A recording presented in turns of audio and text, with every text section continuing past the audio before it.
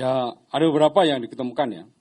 Yang tahun 2021. Ada beberapa ya, saya masih belum tahu jumlahnya, tapi itu yang masih didalami oleh Lavar. Tapi ada beberapa. Tapi sebagian besar yang digunakan ya ini. Ya, 3 jenis ini yang digunakan rekan-rekan. Ya. Ya, tahun 2021. Tahun 2021. Ya. Oke. Ya, jadi saya kembali lagi, saya mengutip apa yang disampaikan oleh Dr. Mas Ayu Evita. Di dalam gas air mata memang ada kadaluarsanya, ada expirednya ya. Kan harus mampu membedakan. Ini kimia, beda dengan makanan.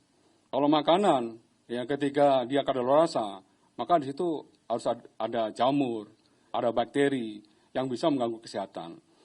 Kebalikannya dengan zat kimia atau gas air mata ini, ketika dia expired, justru kadar kimianya itu berkurang.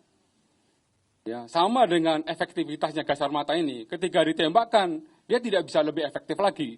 Misalnya kalau misalnya dia tidak expired, dia ditembakkan, kan ini kan partikel CS ini kan terjadi partikel-partikel seperti serbuk-serbuk bedak. Ya, ditembakkan jadi ledakan di atas, ketika terjadi ledakan di atas, maka akan timbul partikel-partikel yang lebih kecil lagi daripada bedak yang dihirup, kemudian kena mata, mengakibatkan perih. Ya, jadi kalau misalnya sudah expired, justru ya kadarnya dia berkurang secara kimia, kemudian kemampuannya gas air mata ini juga akan menurun. Begitu.